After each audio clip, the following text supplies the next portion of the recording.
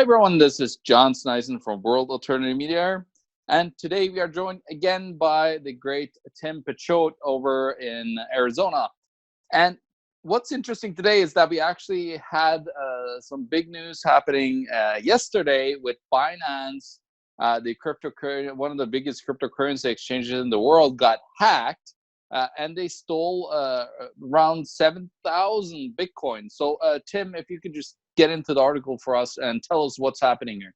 Yeah, so hello everybody, Tim Picciott here, and we're looking at ccn.com, not to be confused with cnn.com, fake news. But Binance hacked, Bitcoin exchange suffers $40 million security breach. The article goes on to say, we have discovered a large-scale security breach today. May 7th, it's yesterday, hackers were able to obtain a large number of user API keys, two-factor authentication codes, and potentially other info. The hackers used a variety of techniques, including phishing, viruses, and other attacks. We are still concluding all possible methods used. There may also be additional affected accounts that have not yet been identified. And then CZ, the CEO, goes on to say, not the best of days, but we will be transparent. Thank you for your support.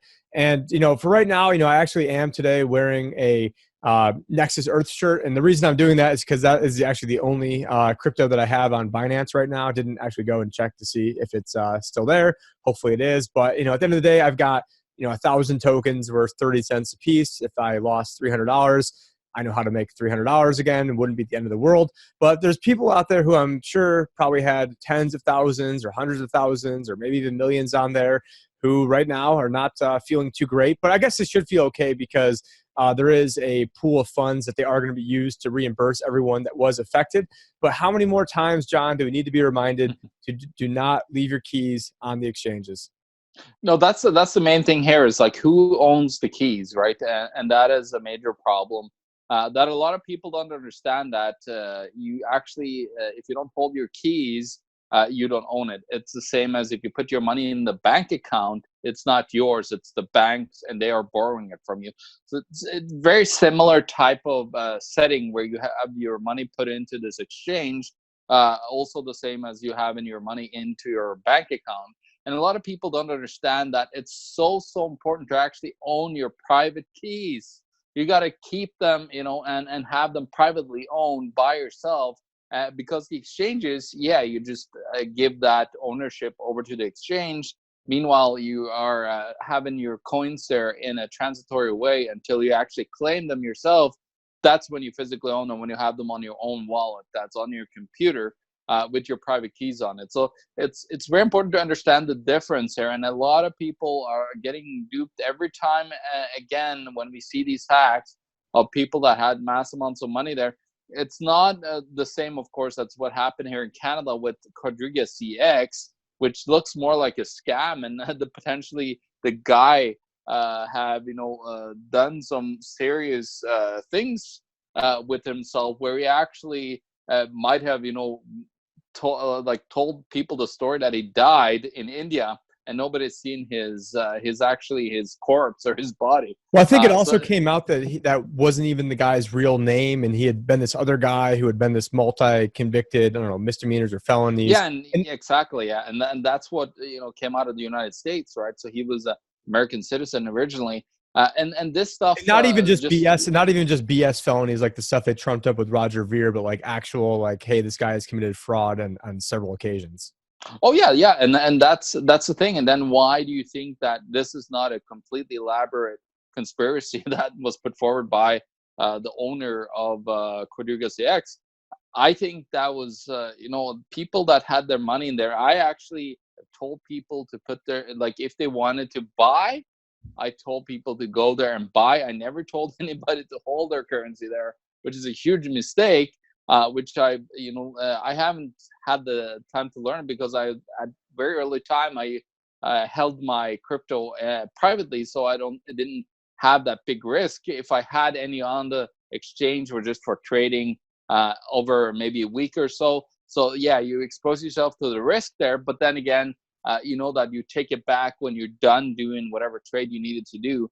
If you wanted to do a trade, which of course is tracked. So again, we gotta watch out to ourselves there. And speaking of trading, yeah. you are seeing hackers are already shuffling Binance's stolen Bitcoin around. So I'm on an article right now from CoinDesk.com where it's showing kind of the flow of the Bitcoin, how it's moving around the system. And I think the team over at Binance is trying to have some sort of like blacklist on and go to other exchanges and say, hey, the wallets that these funds move to, try to blacklist them so that way the hackers at least can't make off with the stolen goods. But in terms of having your private key, another kind of big story that's coming out today is that Grayscale Bitcoin Trust, I guess technically yesterday, was the most actively traded stock today in the over-the-counter markets. So for people that don't know, the GBTC, and again, I'm not recommending this. So as a financial advisor, I'm stuck to all these different rules in America.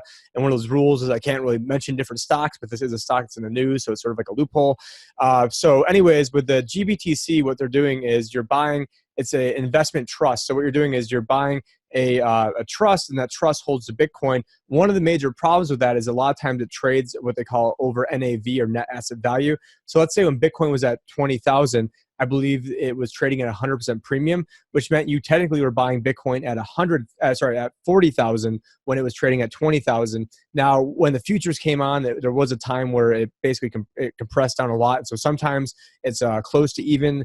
I'm not sure if it's been at a discount, but right now, or at least yesterday, it was trading at a pretty big premium. But a lot of people, they don't have access to Bitcoin, and it is a very easy way to do it. And so this was actually this, along with Bitcoin IRA. .com was the other reason that I decided to start my company, where people could hold on to their own private key, because I realized if you don't have the private key, it's not your money. And if you have your money in GBTC, like I'm glad there is an option, but if you're buying something at a 30, 40, 50, 100% premium, that's probably not going to last forever, as the market forces bring more competition, then you'd expect those spreads to compress. But anyways, another thing that is going on in the world of GBTC is that they just rolled out an ad, and I actually had not even seen the ad. I just had heard about it. And so what we're going to do right now is listen to the ad, because what they're trying to do is convince people to ditch gold and to buy Bitcoin. And just so we're clear, I think John and I and Josh are on the same page that we can exist in a world where we have both gold and both Bitcoin. So inevitably, what's going to happen is if we post something about gold, everybody will comment, you guys should be talking about crypto. If we post something about crypto, people will be talking about, you guys should be talking about gold. Whereas, I think that we're in a world where we can have both. So let's both, I guess, in real time, listen to this ad together. Are you living in the past? In a digital world, gold shouldn't weigh down your portfolio. Are you living like Joseph Stiglitz? Digital currencies like Bitcoin are the future. They're secure, borderless, and unlike gold, they actually have utility. Leave the pack behind. It's time to drop gold. Go digital. Go Grayscale. Now, I think did you invest in gold? Sorry. Now, I think that's sort of crazy. I mean, this is my first time. Both our first times looking at this, but gold doesn't have any utility. I mean, what are they talking about? I mean, the whole reason you're able to mine Bitcoin is that there's different computers. Those computers have gold in it. I'm talking to you over a computer. Believe on your phone. Your phone has gold in it. So, to say gold has no utility is just crazy. So, when it comes to GBTC, I'm sort of indifferent on it. Like, yeah, it's good for people who want to have the easy way to get into crypto. But, sometimes the easy way and what's the best way are both not the same. And just to let you guys know, there is going to be an affiliate link at the bottom if you guys do want to buy gold at Mike Maloney's goldsilver.com. If you want to get in have some of your retirement into crypto. Again, I'm not advocating someone puts all of it into. I'm probably like the only guy who's at least a fiduciary, meaning that I am obligated to act in your best interest to be able to do so and be able to give investment advice, and not just package you together into products. What we are offering is a service, and I'm usually a little bit more dressed up than this, but I wanted to make the point with Nexus, and also came in from a run. But let's also check out what's going on in the Bitcoin market as well. I think right before we started, John said it briefly touched 6,000. It looks like now we're hovering a little bit below that. So I'm on CoinGecko right now. We're at $5,982, up 2.4% over the past 24 hours, 11.5% over the past 7 days. Coin market cap is coming in just under $6,000 at 5,996. Maybe we can refresh this and 6,000 bid right now, 6,000.90. So there we go. I'm a liar. Good thing that we ended up switching that over. And then I'm not sure if you guys know, but Coin360 is also a pretty cool website because it actually will show the percentage of, let's say, Bitcoin makes up versus the rest of the market. So you see where it has like Bitcoin Cash is obviously a much smaller sliver than BTC, and then Ethereum and Ripple are the major players and has the rest of the the universe out there. So if you guys haven't seen that before, it is a pretty cool website, along with CoinGecko, because a lot of people know about CoinMarketCap.com. That's probably the one I use the most too. But I like CoinGecko because you can see like the 7-day percentage gains or losses, 24 hours and 1 hour. You can sort things out that way. And then I guess, probably one of the last things we wanted to mention today is, getting back to, holding your keys, getting back to things that, a lot of people knew were obvious scams would be, and we've got an article right now from Cointelegraph, fractional reserve stablecoin Tether, only 74% backed by fiat currency, say lawyers, which would actually make it probably the most capitalized bank in the world if it were an actual bank. But the point, it's not bad. It's actually very good. It would be, it would be like probably by far the best. But, the point is, everybody was, I'm not the only one. You guys are not the only ones saying this. So it's not like I'm some crack sleuth reporter, but there's so much smoke there that, get enough smoke, there's fire. And I was doing it was about probably 2-3 months ago. I had a friend of mine who's an influencer, like in the world of like social media marketing for realtors. And so he wanted me to do a blockchain presentation to realtors. And so during the course of the conversation, he asked about, is there one that's backed by the dollar? And I mentioned that I thought one of them was a big scam and I wasn't going to mention it by name. And then I couldn't help myself. And I said, it begins with T and ends with Ether.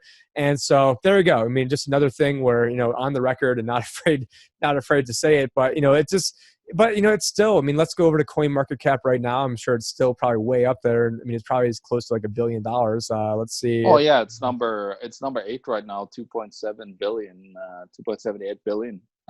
So it's still a lot, and of course the way they hold it in 2 bank accounts. I looked into the so-called what was it? I think it was some kind of paper that was supposed to like prove that they actually had the money, and I forgot which. Yeah, I saw that too, but I'll pull it up. Yeah, I forgot which company it was that did that for them. But anyways, like having all that money in 2 bank accounts is ridiculously and stupid when it comes to understanding anything about money and economics and business safe practices. Think about if you have a bail-in of the bank that you have your money in. That money will disappear and evaporate. You could lose 10 to 50% of that because a lot of it is uninsured. And of course, I bet they must have some kind of insurance on it. But still, a lot of these insurances, like the FDIC, the CDIC, you got the FAS. That's like me and you trying to like backstop or insure like Warren Buffett. The amount of money that they have in reserves compared to the overall systemic risk out there is a complete joke. Oh, of course it is. And this is like a lot of insurance corporations, no matter who they are, they don't have all that money. If you think that they have all the money that you have insured for, that's utterly BS. They have a fraction on that because they know that at any given time, you're not going to have a massive natural disaster that's going to wipe up all the houses of all their holders. If you're a very localized company, maybe that would be a huge risk. Maybe if you have a tornado ripping through a little village that have a smaller insurance company, that could wipe it out pretty fast. But again, it all comes down to the risks and everything, and this whole thought of fractionalization of anything that we do today, and how there's so little backing the actual mass amounts of value that we supposedly have created in the economy. It's just very scary, Tim, and just watching the mass amounts of leverage that have been put forward as well. All the margin debt in the stock market, margin debt in the crypto markets as well. Like BitMEX, you were saying that BitMEX was actually the highest by volume is BitMEX because people can leverage themselves 100 to 1 on there. I believe Binance might be the most heavily traded that doesn't have derivatives. I'm not 100% sure on that. You guys can hit us up in the comments to let us know about that. Yeah, and then but this is the thing. It's it's all these exchanges again. And this is Tim too. Both me and Tim, we're not guys that trade on a daily basis. We don't believe in that. We believe in just shifting maybe a little bit over longer periods of time, being more secure, and we're way more conservative than a lot of other people, where we want to own our assets, as close to ourselves as possible, so we could hold them, we could move them around if we wanted to, instead of having the risks of being on these exchanges in the banking system with a large substantial amount of money. I got something that's hilarious for you. So I saw on Facebook somebody commented, "Oh, I'm very scared about the Binance hack. I'm really thinking about moving my money now to Coinbase." I'm like, oh my God. I'm like, what you should do is you should just sell all of your crypto, because you obviously are not intelligent enough, have not done the research, not done the homework to even be invested into cryptocurrency at the moment. And also getting along with Tether, I forgot the other part of the story, is that I believe the story came out that they didn't have all the assets, because there was actually the New York Attorney General was accusing the company Bitfinex, which is behind Tether, that they were using some of their Tether proceeds to cover up an $850 million loss. So this is not me saying this. This is the New York Attorney General. So I haven't not done any due diligence on this, but it reads, the New York Attorney General's court filings were written in bad faith, and this is Bitfinex's statement on this, riddled with false assertions, including as to a purported $850 million loss at Crypto Capital. On the contrary, we have been informed that these crypto capital amounts are not lost, but have been in fact seized and safeguarded. Oh, that makes me feel much better. We are and have been actively working to exercise our rights and remedies and get those funds released. So, I mean, if you want to have your money in a stable coin, I mean, I do not think Tether is the one that I would start with. I mean, I have not done tons of research on this, but it seems like there's just so much smoke there that eventually there's got to be some sort of fire. This is the thing, Ted, with all the stable coins that are out there, most of them are just backed by the fiat behind it, and then with the fiat, it evaporates its value, right? So it's not really that much of a stable coin when you think about it, in that sense, that actually it's constantly losing its value. So it's not really that stable. And then on top of that, a lot of these stable coins, they have some sketchy players. We have the US dollar coin, as you were mentioning, right, Tim? You don't trust Goldman Sachs stock of coin? Yeah. And then you have JP Morgan coin as well, right, that are out there slushing around. Not to be outdone by the soon forthcoming Facebook coin. That's also going to be backed by the dollar. And so, let me sign me up for a service that just kicked Alex Jones off of there for being, right of Mao, which, he, during the Bush years, he was, criticizing Bush, calling him a war criminal. And, we forgot, as we were getting ready, preparing for this, we just saw that Milo Yiannopoulos, I just saw this right before we came on. Let me pull this up right now. But Milo Yiannopoulos has been banned from Coinbase, and apparently he signed up for Coinbase on May 3rd. And within 3 minutes of him signing up, the AI already had it in there to ban his account. So within 3 minutes, they were able to do this. And this just shows, the Orwellian nature of where things are going and why you want to hold on to your private keys and why you don't want to leave it at the whims of one of these companies. I mean, if you have your money on the soon to becoming Facebook coin, I mean, I don't care if you lose all your money, because that's a good lesson for you that you shouldn't be that stupid. And there's people who's out there saying, the problem with these cryptocurrencies is they're not backed by the government, when it's like, the whole problem. And then you've got, what is it? The homeless looking economist, Paul Krugman, who said, the good thing about the dollar is that it's backed by men with guns who will come to your house and kill you if you don't pay your taxes. And that might not be an exact quote, but it's pretty damn close to what the quote was, if you guys want to pull it up or fact check that.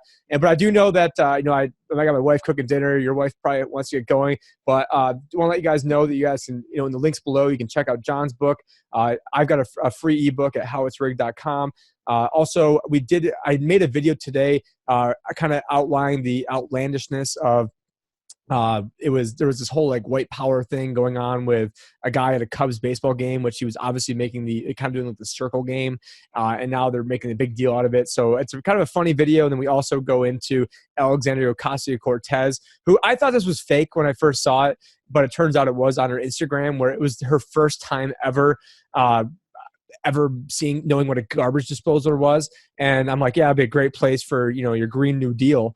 But I think you guys will. I'm too. I don't want to post it on this channel because it's not my channel, and I don't want to get Josh in trouble. So I'm willing to get in trouble for it. So if you guys want to go check out my BitChute, I haven't put it up yet, but well, you wouldn't be in trouble on BitChute anyways, Tim. There's free speech over there. I heard. Yeah, and so with that said, I mean, I'll post lives or post links to my D Live, which I have Twitch as well, but I don't really want to promote that. It's Amazon, but D Live, and then for all the different podcasting material as well. So I'm on Podbean, iTunes, Google, Player FM, Stitcher, and then as you mentioned, BitChute, and then I'm also looking now at getting on Minds.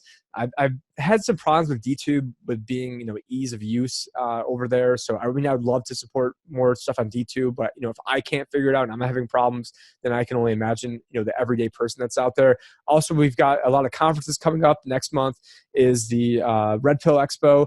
With Gia Griffin, Josh and John are going to be up there in Hartford, Connecticut. That's a month from today. We've got promo codes down there at the bottom.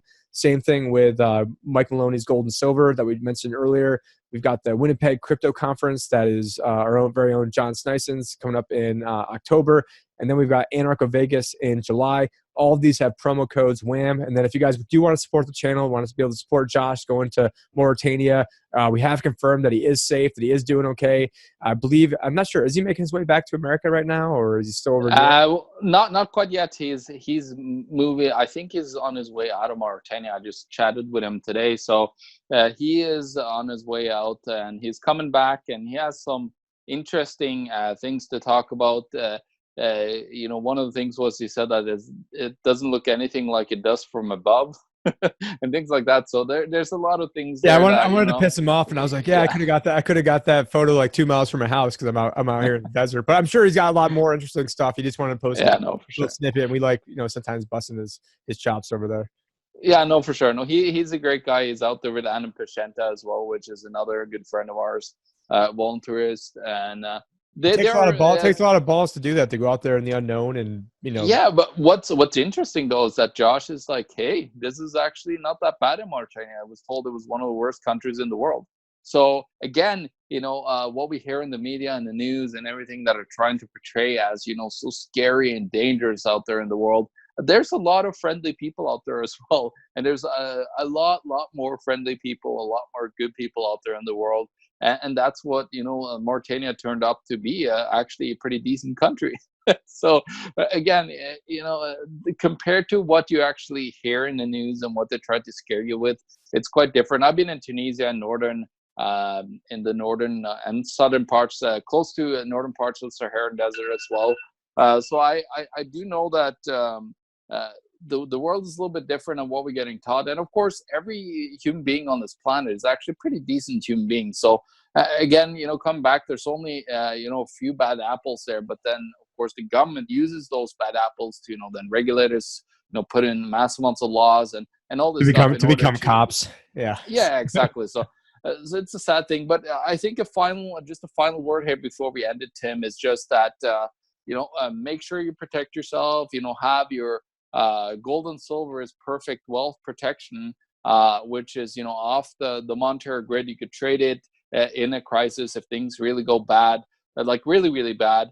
And then of course properly decentralized cryptocurrencies that are not controlled by any entities out there that are part of the current paradigm. They are fantastic to use, and of course Bitcoin was used back in 2013 during the separate bail-in crisis where they mass capital controls. It gained mass adoption in Cyprus. So you just we have kind of seen something. People say that Bitcoin haven't seen a big financial crisis. Well, they kind of did in Cyprus, and it actually turned out to be very useful. And that was at the very, very early stage before they've created a lot of the easy-to-use apps and so on that has made it a lot easier to transact. And the former Fed governor, or vice president of the Fed, Stanley Fischer, who's an Israeli citizen. So, I mean, why do we have other citizens of other countries running the Fed? I mean, that's just crazy in and of itself. Not the fact that he's Israeli, but the fact that he's not even American. But I'm sure trolls. We should have nobody running the Fed, Tim. Come on. There shouldn't even. Obviously, there shouldn't. Close it down. Obviously, there shouldn't even be it, but we should have the choice to be able to ignore it. And one thing, hopefully we're not being ignored over here. So make sure you guys do, like, comment. It helps with the algorithms. Make sure you hit the bell too, because a lot of people aren't getting the content that's out there, especially when topics of crypto, other hard hitting content. And then make sure, you also hit the other links we have provided as well, because we've seen friends of ours who have gotten shut down or shadow banned, demonetized, and we're getting demonetized and shadow banned. And there's certainly, like, even like that, the white power is not an okay symbol video.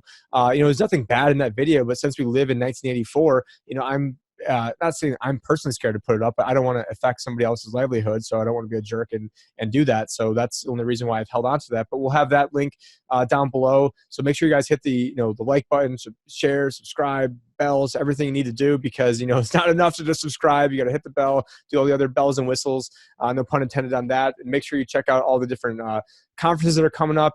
There also is a link down below where for limited time only, and am giving out second opinions, 15-minute consultations for people's retirement accounts. I am expert in this area, and so you guys are getting a great value that is limited time only, where you can actually diversify your retirement accounts away from the traditional means. And if you want to say, hey, let's say have 10-20% in alternative assets like crypto and gold, maybe have the other 80% in more traditional means, I think I've got a better strategy for your traditional means as well. We saw when everything crashed through October to December that my clients, even the ones who got in like right before the strategy that we're running, they had very, very little volatility in their accounts. And it was actually 1 year ago today, May 8th of last year, when I had a podcast that came out called The Perfect Storm is Brewing, where I pinpointed October being the exact time frame when the actual the quantitative tightening would reach its peak. And then from there, you also had in December, the ECB was going to stop printing money as well. So they were going to stop their quantitative easing program. And I thought that there was no way you're going to have those confluence of factors coming together. And I mentioned the trade deal again. That was a year ago. That was a year ago today. And we were talking about the trade deal back then, and we're still talking about this BS trade deal. We're not going to spend any time talking on this because we did have a video from the other day. So we put out a lot of content the past week or so when Josh was gone. So make sure to check that out. I appreciate the warm welcome I've been given from so many people over here. It's an honor to be posting with great minds like John and Josh and everyone else over here. So we'll be coming out with more content. Let us know what you guys want us to cover. But we do need your support. We do need help because we do have day jobs as well. And so I would love to be able to do more of this type of stuff and build out a bigger infrastructure, but it does take funds. And if we had 1/1000th of what CNN had, it would absolutely dominate the world. And but anyway, not that the goal, obviously the goal is not, libertarians want to dominate the world and leave you alone. We don't want to dominate anything. I just want to have the ability to be left alone. That's what I want to do. That's probably what you want. That's probably what a lot of people who are listening to us want right now. But anyways, it's time to sign off. And so I'll let John take it away from here. Yeah, no, for sure. The last thing I want to mention is, of course, our Subscribe Star that we will put out, paid content on. So actually you could contribute, you could get, give us a little bit of money, and we actually put out special reports and so on that channel. But yeah, I just think we can wrap it up now. We talked about, the importance of, keeping your assets close to and actually having proper title on your assets, and having access to them at a very easy way. That is so important in this day and age where, we have so much paper and so much derivative fake contracts on everything. That then you've got fake contracts on fake contracts. Yeah, exactly. And actually, I just got a notification that our good friend Ernest Hancock is going live right now on Twitch and DLive, also on Fascist Book with James Corbett. So I think usually every Wednesday night he's going live with James because James is over in Japan, and so he's pretty much the only guy that has James Corbett on a weekly or bi-weekly basis. And so always hard-hitting stuff over there with James Corbett at the Corbett Report. So highly recommend people check that out as well. I believe on DLive it's just dlive.tv/Ernest Hancock.